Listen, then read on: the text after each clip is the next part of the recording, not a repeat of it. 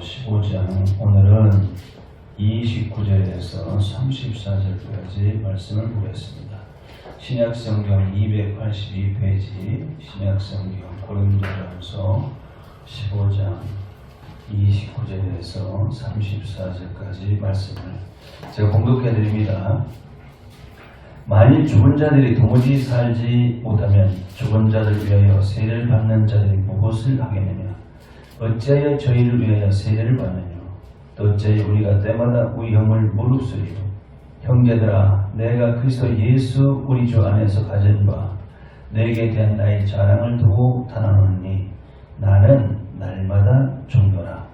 내가 범인처럼 에베소에서 맹수로 더불어 싸웠으면 내게 무슨 유익이 있느냐? 죽은 자가 다시 살지 못할 것이면 내일 죽을 터이니 먹고 마시자 하리라. 속지 말라. 악한 동무들은 선한 행실을 더럽히나니 깨어 의를 행하고 죄를 짓지 말라. 하나님을 알지 못하는 자가 있기로 내가 너희를 부끄럽게 하기 위하여 말하노라. 아멘. 고린도전서 15장 29절 34절 말씀 놓으시고 나는 날마다 죽노라. 왼쪽으로 감사합니다. 우리 찬양 한번 합시다.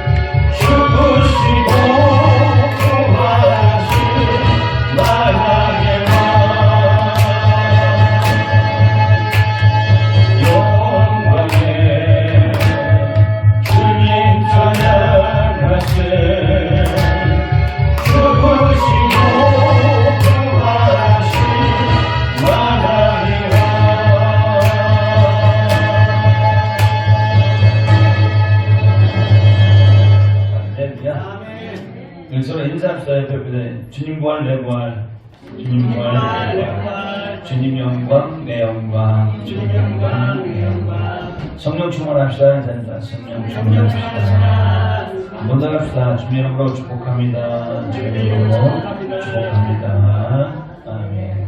오늘 부활절이죠. 사도 바울은 우리 성도들에게 가지고 있어야 될 세 가지 사명을 말씀하셨어요. 이게 뭐죠? 믿음, 소망, 사랑. 믿으시기 바랍니다. 믿음, 소망, 사랑은 꼭 있어야 된다고 그랬어요. 그래서 히브리서 11장에서는 믿음을, 그리고 고린도전서 15장에서는 소망을, 고린도전서 13장에서는 사랑을 잘 강조해서 가르쳐 주셨죠. 그래서 바울의 결론은 고린도전서 13장 13절에 보면 그런즉 믿음, 소망, 사랑은 이 세 가지는 항상 있을 것인데 그 중에 제일은 사랑이라. 할렐루야. 왜 제일 사랑일까요? 하나님은 사랑이시니까. 하나님의 사랑의 결론이 바로 우리 위해서 예수님 십자가에 죽게 하시고 우리 위해서 부활하신 걸 믿으시기 바랍니다. 그래서 히브리서 11장을 믿음장이라고 하고 고린도전서 13장을 사랑장이라고 하고 오늘 고린도전서 15장을 소망장이라고 합니다. 왜 소망장인가? 15장이 죽은 후에 천국에 들어가는 부활이 있기 때문에 바로 소망이 있게 되는 것이지, 이게 없으면은 절망이 되기 때문에 그렇습니다. 그래서 성도는 기독교의 진리, 죽어도 산다, 이것만 확실하면은 이 세상에서는 다른 소망이 없게 됩니다. 이제 그제 어느 신문에 보면은 무슨 얘기 있었냐면, 이 부활절이 되니까 요새 앞으로 인간들의 삶을 주도하게 될 것들이 AI, 인공지능, 그렇죠? 우리 나이 든 사람한테는 참 이거 문제입니다, 이게.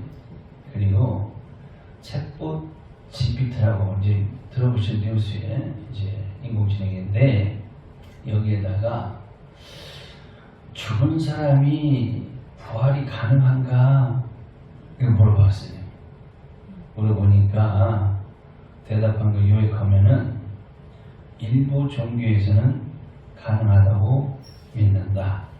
그러나 이제 부정적이에요. 철학적으로는 논쟁의 여지가 있다. 과학적으로는 불가능하다.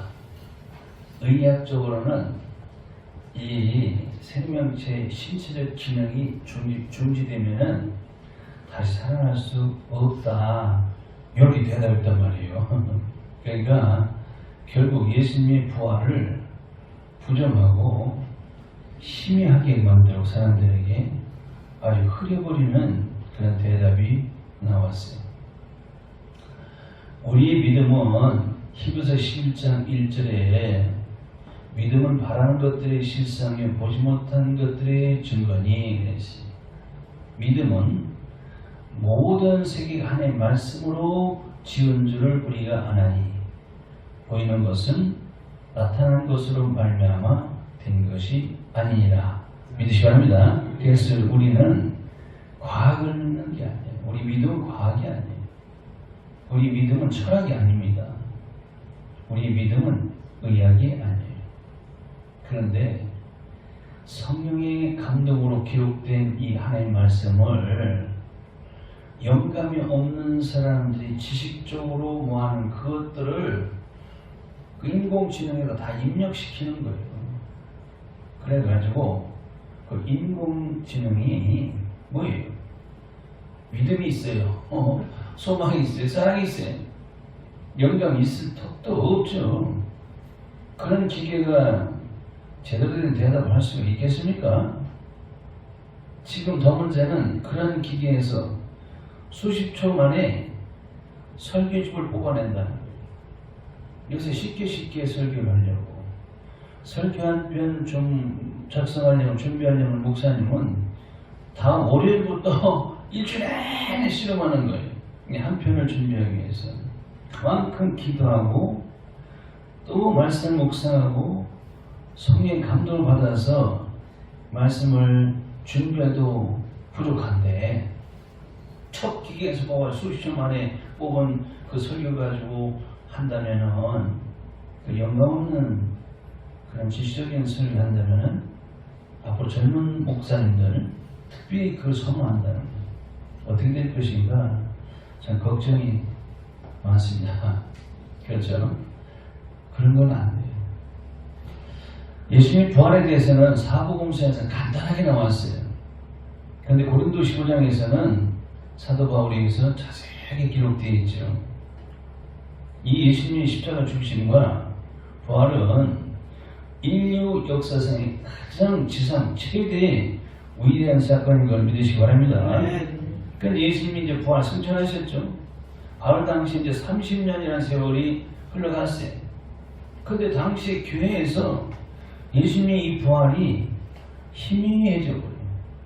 전부 다 망각해 버리는 그런 상태가 되어 버리지 않습니까?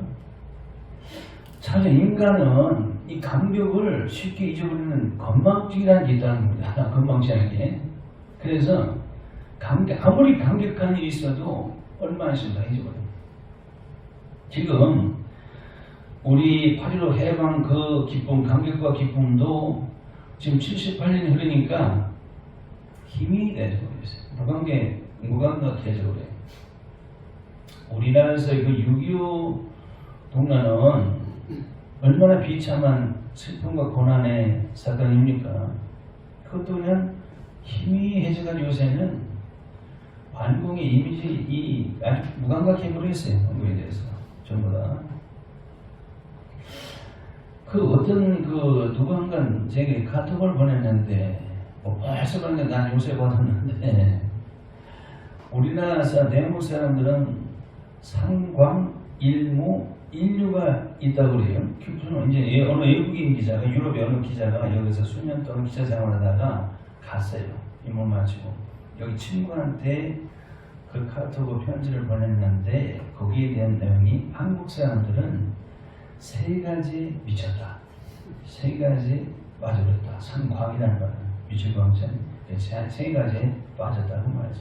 그리고 하나가 꼭 하나가 있다.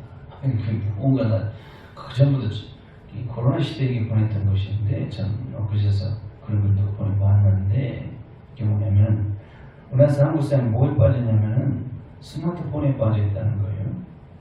그리고 코로나 기간 동안에 공짜 돈에 빠져있다는 거예요. 그리고 이 시대 마찬가지 트롯에 전부 빠져있다는 겁니다. 그거 가만히 생각하면 그렇더라고요. 보니까 전부 다 거기에 빠져있다. 자네는 전철 타면 전부 독서 책 읽느라고 그런 아름다운 모습이 있는데 유럽 사람들은 그 지금까지 책을 읽는데 항상 전부 다 스마트폰에 저주족이랍니다. 우리말로 수그리족이죠. 이렇게 뭐가 없냐? 생각이 없다는 거예요. 한국 사람. 참 재미난 얘기더라고요. 일본 사람은 뛰기 전에 생각하고 중국 사람은 뛰고 난 다음에 생각하고 미국 사람은 뛰면서 생각하고 한국 사람은 뛰다가 다 잊어버린다는 거예요. 어디 그렇게 표현했는지 좀 실감이 가더라고요. 너무 잘 적는다는 거예요. 참 가만히 생각해보니까 하나 일무가 생각다. 그럼 하나가 있는 게 뭐냐? 입만 있다는 게. 그 텔레비전 틀면 말만 입 가지고 말만 해서 사람들 패널들 얼마나 해야지 그것만 있다가 참 건망증. 제가 지금 말씀드리는 것은 예수님 부활 승천하시고 바로 당시에 이 고린도전서 기록할 때가 예수님 승천 한 30년 후인데 왜 그러냐면은 이 고린도 교인들이 이 부활에 예수님 부활에 대해서 전부 희미해져 전부 잊어버리고 의심하고 거기다가 사두개파 사람들 예수님 부활이 없다고 주장하는 사람들이 자꾸 그것을 잘못 가르쳐 주기 때문에 사도 바울이 고린도전서 15장이 부활에 대해서 자세하게 지금 적어 보냈고 고린도 교인들에게 오늘 사람들에게도 주신 말씀인 걸 믿으시기 바랍니다. 그래서 이 시대 성도는 그때 고린도 교인들에게 예수님의 그 부활이 너희들이 소문만 들어서 소문인 줄만 알지만은 5절 이하처럼 개바에게도 보이고 그렇죠. 12제자에게 보이셨고 500의 형제가 보는 앞에서 부활하신 예수께 다 보여주시고 감남자에 그들이 보는 앞에서 다 승천하시면 다 보여주셨고 이렇게 증인이 많다. 예수님 부활하신 그 본 사람들이 증인들이 이렇게 많이 있고 지금도 6절, 8절 태반이 살아있으며 그 위에 야고보도 봤고 그리고 모든 사도와 맨 나중에 만삭되지 못하는 난자 같은 나에게도 부활의 주님이 보이셨다. 사도 바울이 만삭되지 못하니까 치삭투인가? 사도 바울이 아니에요. 10달만 낳긴 낳았는데 부활하신 예수님을 만나니까 이 사도 바울이 그렇게 겸손해졌어요. 부활의 예수님 만나기 전에는 그는 큰 자랑해가지고 사울이었을 때는 너무 교만해요. 참 이 시대도 부활하신 주님을 만난 사람들은 성도들은 겸손한 줄로 믿습니다. 특징이 그래요. 거듭난 자의 특징은 하나님의 사람 앞에 겸손해집니다. 그런데 부활의 예수 만나기 전에 사울은 얼마나 교만했는지 빌보 3장에서 보면 그렇게 나와요. 나는 난지 8일 만에 할례를 받았고 나는 이스라엘 족속이고 나는 베냐민 지파이고 나는 히브리인 중에 히브리이고 율법으로는 바리새인이고 열심으로는 교회를 핍박하고 율법으로는 흠이 없는 자다. 나는 가말리엘 문화생에서 공부한 수재고 나는 관원이다. 정말 사랑하고 교만해서 사들과 주님을 따르는 죄를 성도들을 얼마나 핍박하는지 몰라. 그런 사람이 주님을 만나서 얻게 되니까 나는 가장 작은 자다. 주님이 가르쳐 주셨죠.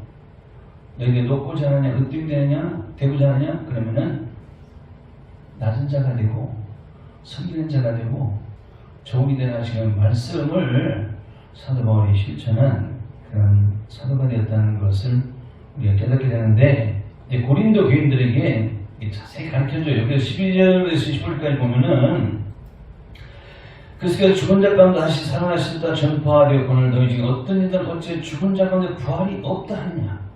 당시 사두개파 사람들은 부활이 없다 해서 부활을 믿지 않고 오히려 교회에 가만히 들어가가지고 예수의 부활을 부정하고 부활이 없다고 자꾸 이게 잘못 가르치니까 예수 부활에 대해서 본자가 있고 지금까지 증인들이 살아있는데 부활이 확실하다는 것을 고린도전서 15장에서 기록해서 보낸 편지는 그 말이죠. 왜 예수의 부활이 없다고 하느냐. 그래서 16절 19절 보면은 만일 죽은 자가 다시 사는 것이 없으면 그리스도도 다시 사는 것이 없었을 터이요. 그리스도께서 다시 사신 것이 없으면 너희 믿음도 헛되고 너희가 여전히 죄 가운데 있을 것이요. 또한 그리스도 안에서 잠자는 자도 망했으니 만일 그리스도 안에서 우리 바른 것이 담은 이 생뿐 모든 사람 가운데 우리가 더욱 불쌍한 자리가 같으리이다.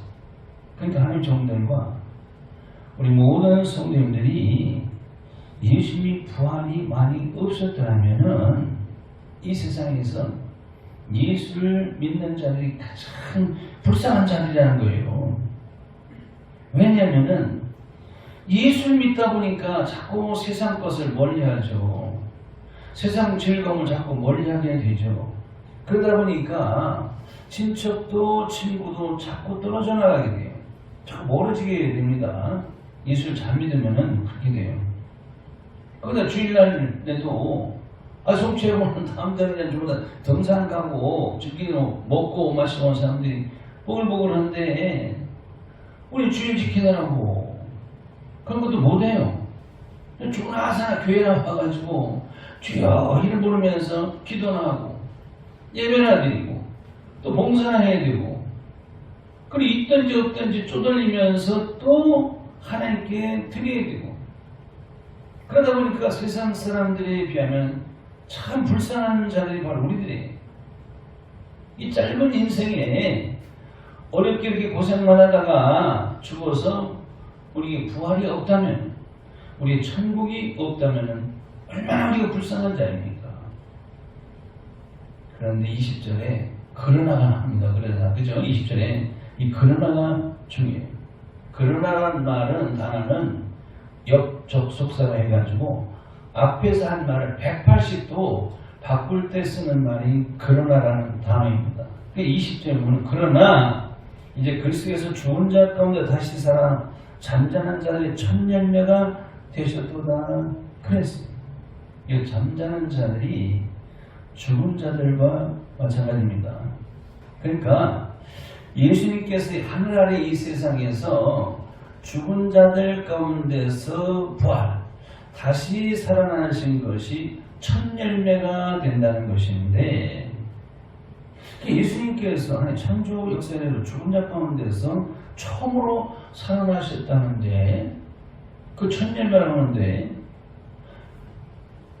가만히 생각해보세요. 아닌데 이런 말이 나와요. 왜냐면 예수님 당시에도 예수님이 나인성 과부의 아들도 살려주셨고 해당대학 야이로의 딸도 살려주셨고 죽어서 나흘 되어 썩은 냄새가 나는 나사로도 살리고 제자들도 죽은 자들을 살리셨는데 어떻게 예수님께서 처음으로 죽은 자 가운데서 살아나셨는데 첫 열매라고 하시는가?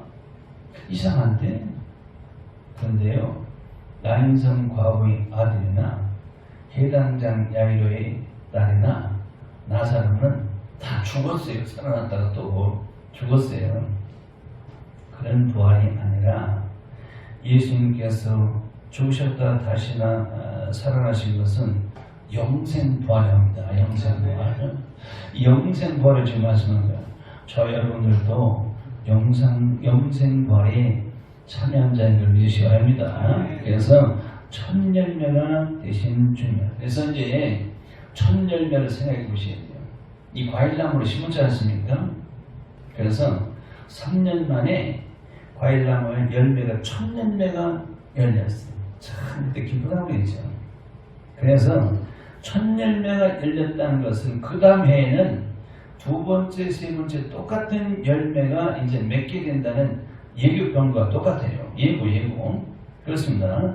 그래서 예수님께서 첫 열매면은 그럼 우리는 뭐냐, 우리들은 역시 두 번째, 세 번째 열리는 예수님을 닮은 똑같은 하나님의 열매가 된다는 것을 믿으시기 바랍니다. 처음 열매가 한 번 열리고 그 다음에 안 열린다면은 그 열매를 첫 열매란 첫 자를 쓰지 않아요. 그냥 열매라고 합니다. 예를 들어서 가정에서 저 여러분들이 자녀를 소개할 때 어떻게 소개합니까? 이 아이가 장남이에요. 이 아이가 이 장녀예요. 이렇게 소개를 하면은 그 다음에 차남 있고 차녀가 있고 그 다음에 삼남 있고 삼녀 아니면 사남 사녀 또 다른 형제가 있을 때 장녀 장남 이렇게 소개한단 말이에요. 만약에 또 다른 형제들이 없으면 아들 딸이 없으면은 이 아이를 소개할 때 뭐라고 해요? 이 아이가 제 아들이에요. 이 아이가 제 딸이에요. 이렇게 하지 장남 장녀라고 안 하는 거와 똑같은 인류 가족이죠. 이해를 하시기 바랍니다. 그래서 우리가 예수를 믿어서 주님과 연합이 돼서 내가 죽어도 주님과 다시 사는 것을 꼭 믿으시기 바랍니다. 이게 바로 우리의 부활신앙이죠. 이 진리를 죽는 날까지 변동시키면 안 돼요. 그래서 언제나 예수 부활, 내 부활 이거 변동시키면 안 됩니다. 언제나 우리는 그 부활신앙으로 살아가야 돼요. 그래서 예수께서 요한복음 11장 25절에 나는 부활이요 생명이 나를 믿는 자는 죽어도 살겠고 무릇 살아서 나를 믿는 자는 영원히 죽지 아니하리라. 이것을 내가 믿느냐? 믿으십니까? 아멘. 꼭 아멘 하셔야 돼요. 믿으셔야 돼요. 이거는 변동이 되면 안 됩니다. 그래서 오늘 본문의 29절 이제 보면은 만일 죽은 자들이 다시 살지 못하면 죽은 자를 위하여 세례받는 자들이 무엇을 하겠는가? 어찌하여 저를 위하여 세례를 받느뇨? 이 말씀을 보면은 그냥 무심코 읽으면은 의미가 없는데 유심히 이제 성경 읽다 보면은 이게 무슨 말이지? 굉장히 어려운 말이네. 어떻게 죽은 자들을 위하여 세례를 받지? 오늘 본문에 보니까 이제 이해가 되십니까? 이거 지금 개정판에 똑같아요. 그건 도무지라는 말이 하나 더 들어갔어요. 만일 죽은 자 도무지 살지 못하면 죽은 자를 위해 세례를 받는데 무엇을 하겠는가? 어찌 저를 위하여 세례를 받냐고 그러면서 우리 언제나 우영도 무릅쓰리오 계획변판이 됐는데 참 어려운 말이에요. 지금 번역이 좀 어색해서 그래요. 죽은 자들 위하여 이 말이 죽음에 관하여 이렇게 고쳐져야 됩니다. 근데 개혁개정판도 많이 고쳤는데 이해가 안 되는 거 똑같아요. 보면 어떤 데 보면. 그래서 29절 내용이 뭐냐면은 만일 부활이라는 게 없다면은 우리들이 받고 있는 죽고 사는 의미를 가진 이 세례도 다 의미가 없다고 말이에요. 세례를 받은 진리예요. 세례를 받는 것은 죽고 사는 것을 깨닫게 해주는 거예요. 예수와 함께 죽고 예수와 함께 다시 부활한다는 그 의미를 깨닫게 해주는 것이 세다고 하셨죠. 침례 바로 그런 의미를 가지고 있는 거예요. 근데 무슨 뭐 죽은 자를 세례는 이거는 저 번역이 잘못된 거예요. 그래서 죽고 사는 의미를 가지고 있는 그 세례를 받는 것이 무슨 의미가 있냐? 부활이 없다는데 그렇잖아요. 그런 세례도 다 헛되다는 겁니다. 그래서 30절에 보면 우리 죽음이 결코 헛되지 않기 때문에 죽어도 다시 사니까 사도 바울은 죽음의 위험도 감내하면서 죽음을 무릅쓰고 이 복음 사역을 했다는 겁니다. 그래서 사도 바울은 31절에 형제들아 나의 자랑을 두고 단언하니 나는 날마다 죽노라 그랬습니다. 날마다 죽는 게 뭐예요? 바울이 자랑이라는 것인데 어떻게 매일 죽습니까? 하나님께서 우리에게 주신 생명이 목숨은 하나뿐인데 어떻게 날마다 죽냐 그 말이죠. 육적으로는 사도 바울이 매일 죽느냐 사느냐의 그 갈림길이 되는 이 복음 전파의 그 위험 속에서 어려움 속에서 죽어도 산다는 확실한 부활신앙이 있었기 때문에 죽음도 불쌍하고 이 복음을 전했다는 겁니다. 복음을 전에다가 죽어도 나는 부활신앙이 있기 때문에 아무런 상관이 없다는 것을 우리 가르쳐 주는 것이죠. 그렇다면은 사도 바울이 날마다 죽는 것이 무엇일까? 로마서 8장 13절에 보면은 내가 육신대로 살면 반드시 죽을 것이는데 영어서 몸을 행실을 죽이면 살리라. 그게 성경은요 꼭 알아두세요. 뭐 축복 이런 게 핵심이 아니라 죽느냐 사느냐가 여기 성경의 핵심이에요. 항상 그렇게 알아두시기 바랍니다. 내가 죽느냐 사느냐에 대한 말씀이 바로 성경 말씀인 그 말입니다. 로마서 8장 14절 너희가 육신대로 살면 반드시 죽을 것인데 영으로서 몸의 행실을 죽이면 살리라. 죽고 산다는 얘기지 않습니까? 역시 여기서도 기독교의 진리는 죽어야 산다는 진리가 또 나오지 않습니까? 오늘 본문에 보면은 그러면은 무엇을 죽게 되느냐? 몸의 행실을 죽게 하는 거예요. 이 몸의 행실이 뭐냐면은 갈라디아서 5장 19절 이하 21절까지 15가지가 이 몸의 행실 육체 일을 해가면서 곧 음행과 더러움과 고색과 오상숭배 술수와 온수 맺는 것과 분쟁, 시기, 번냄, 담짓는 것, 분리, 이단, 투기, 술취 요게 몸의 행실 육신의 일이에요. 이 육체라고 합니다. 이게요 하나님과 원수가 되게 만드는 것이고 하나님 나라를 천국을 우리가 들어갈 수도 없고 유업을 받을 수도 없게 하는 것이 요 육체이라고 그 말이에요. 이것을 죽여야 돼요. 이게 하루에도 순간순간마다 15가지 중에 한 가지, 두 가지, 세 가지가 계속 나를 이기려고 해요. 육체 유혹을 합니다. 이것과의 싸움에서 이걸 죽여야 돼요. 어떻게 되느냐? 바로 절제를 하셔야 된다고 말이에요. 절제. 그래서 나는 오늘 또 교회 가서 가만히 보니까 나는 계속 이 15가지 중에서 생각 공부하세요. 요게 나한테 아직도 남아있네. 요걸 오늘 교회 가서 죽여서 묻어놓고 하겠구나. 할렐루야. 그래서 교회를 무덤이라고 하는 이유도 거기에 있는 거예요. 이제 예수님이 십자가 보혈의 그 피가 은삼식을 가지고 밭을 사잖아요. 그 나그네 묘지로 삼습니다. 그 바로 그런 의미를 가지고 있죠. 나그네 묘지가 뭐냐면 교회를 섬기는 피밭, 피로 값준 바로 밭이 바로 교회 우리 심령인데 요걸 죽여서 묻어놓고 나가시기 바랍니다. 오늘 교회 가면 나 죽으러 간다. 그렇게 하시라고 했죠. 뭘 죽여요?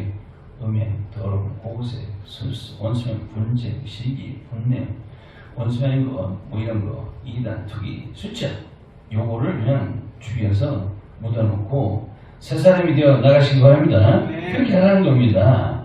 그래서 오늘 본문에 보니까 30일이니까 보충 시험에 나오지 않습니까? 내가 범인처럼 에베소에서 맹수로 더불어 싸웠으면 내게 무슨 유익이 있느냐 사도 바울이 가르쳐 주셨으니까 로마 시대에는 이 중재인을 이 로마에 가보면요 그 원룸 경기장 콜로세움인가 뭐 원룸 경기장 이만 거 있잖아요. 관광가는데 근데 에베소에 가면 그쪽 가면은 원룸 경기장이 많아요. 에베소에 가도 있는데 바울이 이제 그 얘기합니다. 로마 시대는 이 중재인을 형벌하는 방법 중에 하나가 원형 경기장에서 사자, 맹수인 사자와 그 죽여야 될 그 죄인을 싸우게 만든답니다. 맹수와 싸우게 만들어요. 그래서 만약에 그 죄인이 사자와 싸워서 이기면은 석방이 되는 거예요. 뭐 지면 죽는 것이고 그렇게 처형한답니다. 그러면서 그걸 보고 즐기는 거예요. 그 사람들이. 이 어차피 사형시킬 죄이니까 너 만약 사자와 싸워가지고 이기면 너는 산다. 살려주겠다. 그러면서 사자와 싸우는 것을 보고 즐기는 당시에 풍속이 있었는데 바울이 그런 죄인에 대해서 단지 살기 위해서 그런 맹수와 싸워서 내가 살았든지 아니면 죽었든지 하면은 그게 하나님 앞에서 무슨 유익이 있겠느냐? 지금 오늘 본 말씀이죠.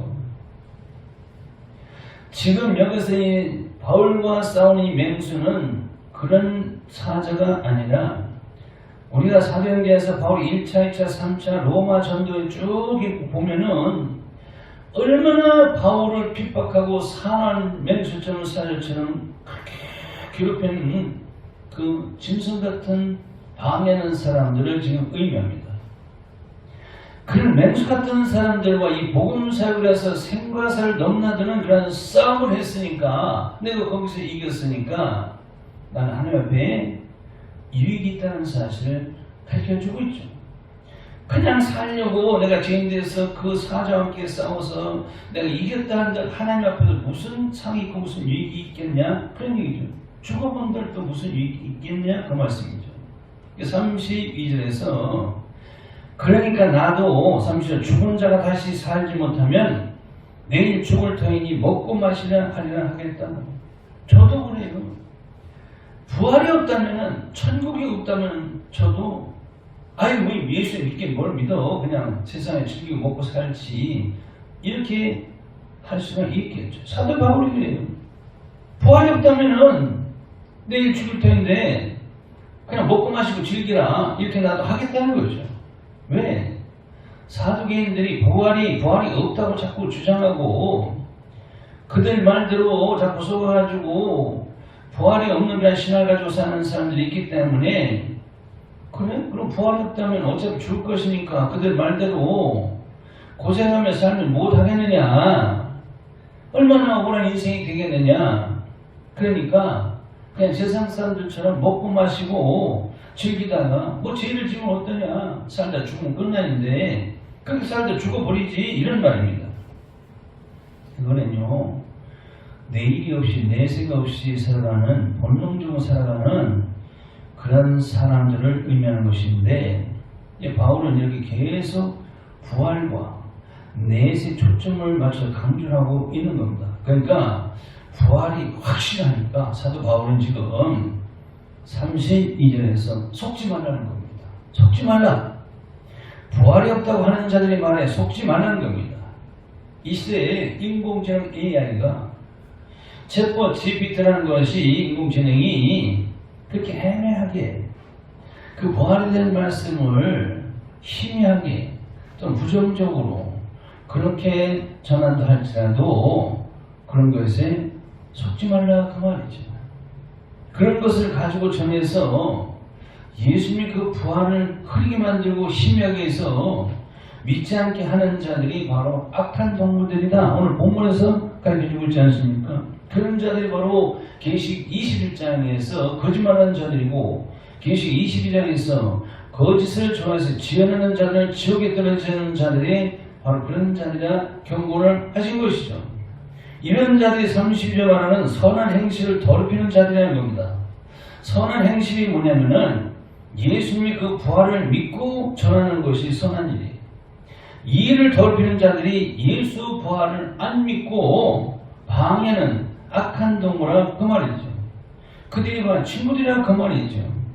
이 시대에 사람이 사람을 친구로 새기는 좋아하지 않고 지금 특히 젊은 세대는 가장 친한 친구가 바로 스마트폰이에요. 그리고 가장 친한 친구가 컴퓨터입니다. 앞으로 챗봇, GPT 이런 것이 가장 친한 친구가 되는 시대인데 우리는 정신 차려야 돼요. 분별을 잘해야 될 줄로 믿습니다. 그래서 교회에 와서 목사님이 사백살 하는 말씀을 들어야지 자꾸 그런 것만 보고 있다가는 안 된다고 봐야지. 아무리 과학이 예수 부활을 부정한다고 해도 취소가 되는 것도 아니고 아무리 그렇게 거짓말한다고 하더라도 우리가 주님 부활에 참여하는 것에 지장이 될 수 없다는 사실을 확실히 믿으라 그 말이죠. 그런 날에 형들 낙심하지 말고 30살처럼 깨어 기도하며 복음을 전하며 저들같이 불신앙의 죄를 짓지 말라는 겁니다. 말씀을 정리해. 기독교의 진리는 죽어도 산다. 믿으시기 바랍니다. 죽으나 사나 우리는 오직 예수 부활의 신앙을 믿습니다. 이걸 모르면 오늘 본문에서 부끄러운 자가 된다는 말씀이죠. 로마서 9장 33절에 보면은 저를 믿는 자는 부끄러움을 당치 아니하냐 한과 같으니라 하셨죠. 성경에서 예수 믿으면은 부끄러움을 당하지 않는다고 했으니까 세상에 있는 부끄러움도 우리는 안 되게 되는데 그게 아니에요. 이 부끄러움은 제2수치된 부끄러움입니다. 우리는 세상에 살면서 예수를 잘 믿어도 부끄러움을 많이 당해요. 없어서 가난해서 실패해서 부도가 나서 못나서 아파서 세상 사람들 얼마나 부끄러운 일이 많은데 그런 부끄러움이 아니라 오늘 본문에서 보니까 예수 부활을 믿지 않고 예수 부활을 전하지 못하는 자들이 당하는 부끄러움인 걸 믿으시기 바랍니다. 그래서 계시 16장 15절에 보면 자기 부끄러움을 보이지 아니하는 자는 복이 있도다 그랬어요. 이제 우리는 부활 신앙을 확실히 믿고 바로 소망으로 살아가서 하나님 앞에 부끄러움을 보이지 않고 복 있는 성도가 되시기 바랍니다. 그래서 사도 바울이 부활장 15장의 결론이 뭐냐면은 15장 58절에 그러므로 내 사랑하는 자들아 견고하며 흔들리지 말며 항상 주의 일에 더욱 힘쓰는 자들이 되라. 이는 너희 수가 주 안에서 헛되지 않은 줄을 알미니라. 할렐루야. 기도하시겠습니다. 하나님 아버지 오늘 부활절을 맞이해서 확실한 부활신앙을 가지고 온통 세상에서 예수의 부활을 희미하게 만들고 또 부정적으로 얘기한다 할지라도 부활신앙에 대한 믿음에는 견고하고 흔들지 말며 항상 주님의 일에 더욱 힘을 쓰는 성도가 되게 도와주시고 그러한 성도에게 주신 하늘의 상급이 모든 성도에 있게 하여 주시옵소서. 예수 이름으로 기도합니다. 아멘.